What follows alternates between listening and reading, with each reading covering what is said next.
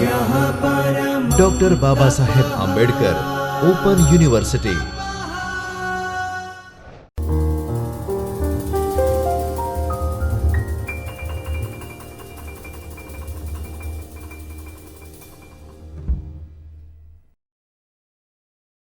नमस्कार विद्यार्थी मित्रों, डॉक्टर बाबा साहब अम्बेडकर ओपन यूनिवर्सिटी के चैतन्य स्टूडियो से मैं Shyam Murli Manohar Pandey, assistant professor political science, आप सभी का हार्दिक स्वागत और अभिनंदन करता हूं। विद्यार्थी मित्रों, आज हम जिस विषय की चर्चा करने जा रहे हैं उस पेपर का नाम है PSCM 205 लोकशाही न पाया न सिद्धांतो। इसका ब्लॉक 4 और यूनिट 10 लोकशाही न नैतिक पायायो पर हम चर्चा करेंगे। लोकशाही न नैतिक पायायो, लोकतंत्र के नैतिक स्तंभ। इस पाठ का रूपरेखा इस प्रकार है कि सबसे पहले हम उद्देश्य की चर्चा करेंगे। इस पाठ का परिचय, सहिष्णुता का समग्र अवधारणा क्या है, इसकी समझ क्या है, इस पर चर्चा करेंगे। सामान्य समझ और महत्व क्या है, इस पर हम चर्चा करेंगे। विद्यार्थी मित्रों, लोकशाही न नैतिक पायायो, इसका जो नैतिक स्तंभ है लोकतंत्र का, इसका अर्थ, परिभाषा और स्वरूप क्या होता है, हम इस पर चर्चा करेंगे। साथ ही साथ बोलिंगर जो एक विद्वान हैं, उनका विचार क्या है, इस पर चर्चा करेंगे। तो इस पाठ का उद्देश्य क्या है? इस इकाई के अध्ययन से निम्नलिखित उद्देश्य स्पष्ट होंगे और सहिष्णुता की अवधारणा समझ आएगी। हम लोकतंत्र की नैतिक नींव के रूप में सहिष्णुता की अवधारणा की समग्र व्यापक समझ हासिल करने के अर्थ, उपयोगिता और महत्व पर चर्चा करेंगे। उदार लोकतंत्र की विचारधारा, मूल्यों और आदर्शों के अनुरूप जीवन शैली कैसी होनी चाहिए, इसके बारे में कुछ राजनीतिक विचारकों द्वारा दिए गए सैद्धांतिक और व्यवहारिक मार्गदर्शन की समझ हमें मिलेगी। लोकतंत्र किसी वांछनीय व्यवस्था या प्रणाली तक ही सीमित नहीं है, बल्कि इसका जो विस्तार है वो समाज की सभी संस्थाओं, क्षेत्रों तक विस्तृत है। हम विद्वानों और विचारकों की अवधारणाओं को जांचेंगे और समझेंगे। संक्षेप में हमें लोकतंत्र के कुछ आदर्श मूल्यों और व्यवहार के बीच पुल का अंदाजा होगा कि इनके बीच संबंध क्या है। विद्यार्थी मित्रों, परिचय के साथ इस पाठ का हम आरंभ करते हैं। उदार लोकतंत्र की विचारधारा में सहिष्णुता यानी कि सहनशीलता की अवधारणा के साथ अन्याय हुआ है। समग्र रूप से लोकतंत्र पर चर्चा करने वाले लोकप्रिय साहित्य, जितने भी लिटरेचर हैं, उसमें स्वतंत्रता, समानता और बंधुता, लिबर्टी, इक्वलिटी और फ्रेटर्निटी की अवधारणा जो है, इस पर व्यापक रूप से चर्चा की गई है, लेकिन सहिष्णुता की अवधारणा पर पर्याप्त ध्यान नहीं दिया गया है। भारत जैसे उपमहाद्वीपीय आकार के देशों में वैश्वीकरण की प्रवृत्ति के कारण दूर दराज इलाकों से नए क्षेत्रों, देशों, संस्कृतियों, सभ्यताओं, विचारधाराओं और सामाजिक ढांचा में लोगों का प्रवासन हुआ है, जाना हुआ है। नए परिवेश में अपनी पारिवारिक, सामाजिक, धार्मिक, सांस्कृतिक विरासत और विशिष्ट पहचान को कायम रखने के लिए कई अल्पसंख्यक समूह, जो कि अपने मूल क्षेत्र में, अपने राज्य में, अपने देश में बहुसंख्यक होने के बावजूद लगातार मानसिक तनाव, उद्वेग, चिंता, भय और आशंका की स्थिति से गुजर रहे हैं। यदि बहुसंख्यक मेजबान समूह जहां भी रहता है, अपनी अनूठी जीवन शैली, सांस्कृतिक, प्रभुत्ववादी, आधिपत्यवादी, असमान और अन्यायपूर्ण रवैया अपनाता है, तो लोकतंत्र के सभी मूल्य खतरे में पड़ जाते हैं। विद्यार्थी मित्रों, यद्यपि लोकतांत्रिक विचारधारा की नाभि मूल रूप से समावेशी और सहिष्णु है, अभिव्यक्ति की स्वतंत्रता का अधिकार कभी कभी मन, वचन या कार्यक्रम की अति से ग्रस्त होता है। ऐसा करने से अल्पसंख्यक समूह असुरक्षित हो जाते हैं और लोकतंत्र के जो घोषित आदर्श मूल्य हैं वो उसके मानक नष्ट हो जाते हैं। राजनीति विषय के सैद्धांतिक अध्ययन में अब तक हम सहिष्णुता की अवधारणा से प्रत्यक्ष रूप से परिचित नहीं हो सके, लेकिन लोकतांत्रिक विचारधारा और शासन पद्धति को सफल बनाने के लिए सहिष्णुता को निजी तथा सार्वजनिक जीवन शैली में लाने की जिम्मेदारी सभी नागरिकों के साथ साथ राज्य की भी है, जिससे कि जो सहिष्णुता है, वो सहनशीलता है, वो समाज का एक इकाई बन जाए, जिसे समझने में लोगों को कोई दिक्कत और परेशानी न हो। विचारों की अभिव्यक्ति की स्वतंत्रता के लिए, नई संस्कृति के निर्माण के लिए सहिष्णु सामाजिक और राजनीतिक वातावरण और जीवन शैली का निर्माण करना भारत जैसे बहुसांस्कृतिक विविध और देश के लिए एक बहुत ही महत्वपूर्ण कार्य बनता जा रहा है। सैद्धांतिक रूप से कहें तो जो भी देश इस तरह की सहिष्णुता और सह अस्तित्व की राजनीति चाहता है, उसे इस दिशा में काम करना ही होगा और प्रतिबद्धता विकसित करनी होगी। आइए हम उदार लोकतंत्र के ईंधन और प्रेरक शक्ति के रूप में इस इकाई की इन दो मूलभूत अवधारणाओं यानी सहिष्णुता और जीवन शैली के अर्थ, परिभाषा, महत्व, प्रकृति और उपयोगिता को समझें। अब हम सहिष्णुता की समग्र अवधारणा को देखते हैं कि जो टॉलरेंस है, इसकी सामान्य समझ और इसका इम्पोर्टेंस क्या है। सदियों पहले भगवान बुद्ध ने 24 शाश्वत नैतिक आदर्श दिए जो जीवन मूल्यों का प्रतिनिधित्व करते हैं, ताकि मानव समाज और प्रकृति के बीच सह अस्तित्व आसान और स्वाभाविक हो सके। स्वतंत्र भारत के राष्ट्रीय ध्वज में 24 महान मूल्यों को शामिल करने पर चर्चा हुई। 22 जुलाई 1947 को संविधान सभा की पहली बैठक में राष्ट्रीय ध्वज समिति ने भारतीय राष्ट्रीय ध्वज में 24 अंकों वाले अशोक चक्र को शामिल करने की सिफारिश की। इन 24 मूल्यों की सूची के संबंध में अनिश्चितता है। ऐसा लगता है कि 24 जीवन मूल्यों में धैर्य, सहनशीलता या सहनशीलता के मूल्यों की ऐतिहासिक कमी रह गई या ऐतिहासिक भूल कहा जा सकता है इसे। यह माना जा सकता है कि क्षमा, बंधुत्व, सहयोग, शील, प्रेम, मित्रता जैसे जीवन मूल्यों के उल्लेख में सहिष्णुता का आदर्श अप्रत्यक्ष रूप से शामिल है, लेकिन इसकी प्रत्यक्ष प्रमुख पहचान उजागर नहीं होती है। आधुनिक समय में लोकतांत्रिक शासन नैतिकता, मूल्यों, आदर्शों, जीवन शैली और प्रथाओं वाले लोगों को अन्य लोगों के साथ रहने के लिए तैयार रहना होगा, जिनकी जीवन शैली अलग है लेकिन शांतिपूर्ण सह अस्तित्व है।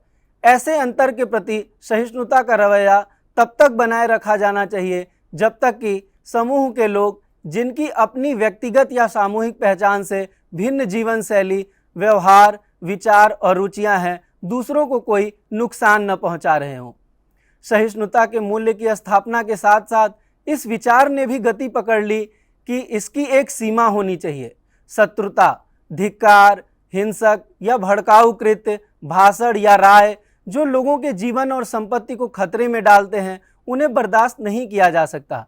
एक संकीर्ण विचारधारा वाला, गैर लोकतांत्रिक, असहिष्णु जो बार बार दूसरों की स्वतंत्रता के महान आदर्शों को कमजोर करता है, इनको बढ़ावा नहीं दिया जाना चाहिए एक समाज के रूप में, एक राज्य के रूप में।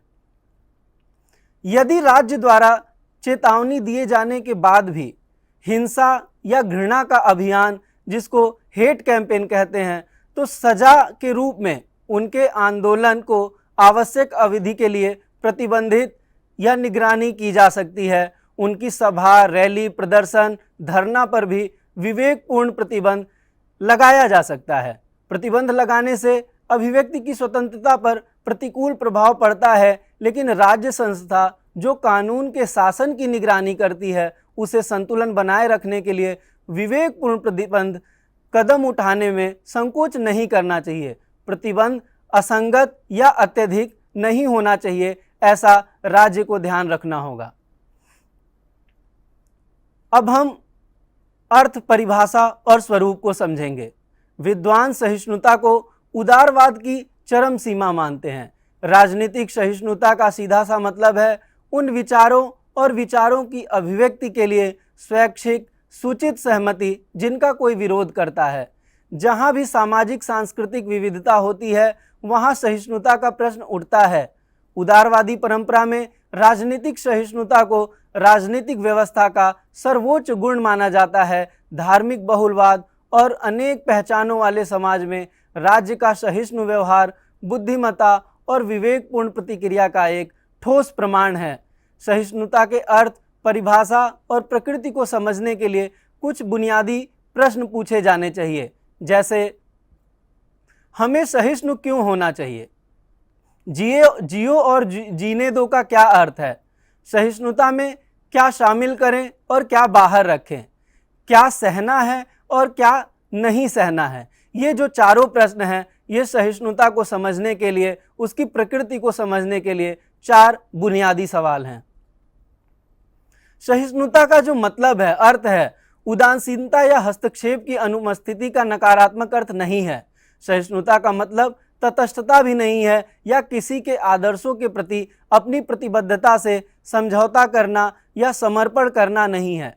जो राय स्वयं को स्वीकार्य नहीं, उसे समर्थन करना या प्रोत्साहित करना भी नहीं है। सहिष्णुता की अवधारणा पर अधिकांश चर्चा इसके दायरे और सीमाओं के मुद्दों पर केंद्रित हो रही है। सहिष्णुता को समग्रता में सार्थक बनाने के लिए इसे एक महत्वपूर्ण मूल्य के रूप में अपनाने की जरूरत है।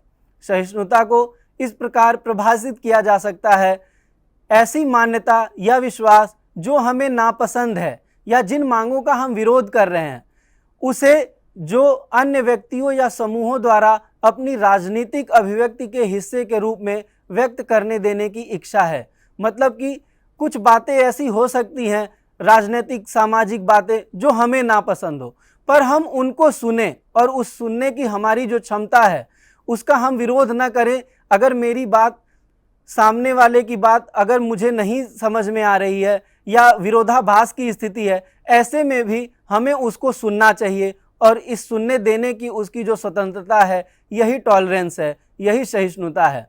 राजनीतिक सहिष्णुता किसी विशेष सामाजिक समूह के बारे में किसी की धारणा पूर्वाग्रह से संबंधित है। यह लोकतांत्रिक विचारधारा एवं व्यवस्था की अत्यंत चुनौतीपूर्ण अपेक्षा है। अब हम बोलिंगर के विचारों की व्याख्या पर चर्चा करेंगे। ली बोलिंगर ने अपनी जो उनकी पुस्तक थी द टॉलरेंट सोसाइटी 1987 में उसको लिखा और उन्होंने इस अवधारणा का अर्थ इस प्रकार बताया कि सहिष्णुता के मूल्य स्वतंत्र भाषण और अभिव्यक्ति की जो अवधारणा की तुलना करते हैं। एक खुले समाज में स्वतंत्र अभिव्यक्ति के अनेक लाभ हैं। उनका कहना है कि व्यक्ति और समाज को स्वतंत्र अभिव्यक्ति के साथ साथ सहिष्णु श्रवण, सुनने की नैतिकता विकसित करनी चाहिए कि कोई भी व्यक्ति हो जो समाज में है, उसको स्वतंत्र अभिव्यक्ति मिलनी चाहिए, सुनने की, कहने की। इसमें किसी भी तरीके से प्रत्यक्ष या परोक्ष रूप से किसी को उल्लंघन नहीं करना चाहिए, उसकी अवमानना नहीं करना चाहिए। बोलिंगर का मानना है कि स्वतंत्र अभिव्यक्ति हानिकारक हो सकती है। हालांकि स्वतंत्र अभिव्यक्ति को विनियमित नहीं किया जाना चाहिए, बल्कि लोकतंत्र में दूसरों की स्वतंत्र अभिव्यक्ति से लगी चोट पर मरहम लगाने की क्षमता विकसित की जानी चाहिए।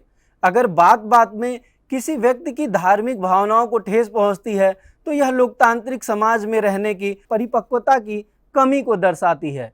लोकतंत्र के लिए समर्पित समाज में बोलने की, अपने विचार और विचारों को व्यक्त करने की आज़ादी होती है। अभिव्यक्ति की स्वतंत्रता को नियंत्रित नहीं किया जाना चाहिए। इसके विपरीत प्रत्येक व्यक्ति को अपनी अभिव्यक्ति और राय की स्वतंत्रता के अधिकार की रक्षा के लिए ऐसी अस्थायी चोटों को सहन करना सीखना चाहिए, क्योंकि यह व्यक्तियों, समूहों के पारस्परिक हित का मामला है। यदि बोलने की स्वतंत्रता प्रतिबंधित या कम की जाती है, तो वक्ता और श्रोता दोनों व्यक्तियों का नुकसान होता है। भड़काऊ या भड़काने वाले जो भाषण हैं, इनका बार बार बोला जाना या कहा जाना सांप्रदायिक दंगों का फूटना, हिंसा के कारण नागरिक जीवन की लगातार हानि पहुंचा रहे हैं और ये प्रचुर मात्रा में आज के समाज का हिस्सा बन गया है। जैसे लेख किताबें लिखी गई हैं, फिल्में बनाई गई हैं, गीत लिखे गए हैं, चित्र बनाए गए हैं, तो ऐसे कई माध्यम हैं जिनके तहत भड़काऊ या समाज में एक भड़काने की स्थिति, उपद्रव की स्थिति पैदा हो जाती है। यह स्वागत योग्य है कि भारत का सर्वोच्च न्यायालय, कार्यपालिका कानून के जानबूझकर उल्लंघन और जान माल के नुकसान पहुंचाने वाले लोगों के प्रति चिंतित है और सक्रिय है। यह आदर्श और व्यवहारिक हित में है कि भारतीय लोकतांत्रिक शासन असंयमित प्रचार को विनियमित और नियंत्रित करने का प्रयास करता है और करेगा। न्याय के आधुनिक सिद्धांत अपराध की भयावहता और सजा की अनुपातिकता पर जोर देते हैं। अब ऐसा नहीं है कि चोरी करने पर और जो एक आईपीसी की धारा है या भारतीय न्याय संहिता है उससे हटकर कोई अलग सजा दी जाए, जैसा कि हम कुछ अलग देशों में देखते हैं जहां पत्थर मारकर सजा देने या सरेआम सड़क पर उसको फांसी लटकाने की सजा का प्रावधान होता है। तो जो न्याय का सिद्धांत है वो अपराध की भयावहता कितनी है उसके अनुपात पर उसके हिसाब से सजा देने का प्रावधान है। इसलिए यह व्यक्ति, समाज और राज्य के हित में है कि उदारता या उदारता का गुण समाज में फैले और आत्मसात हो।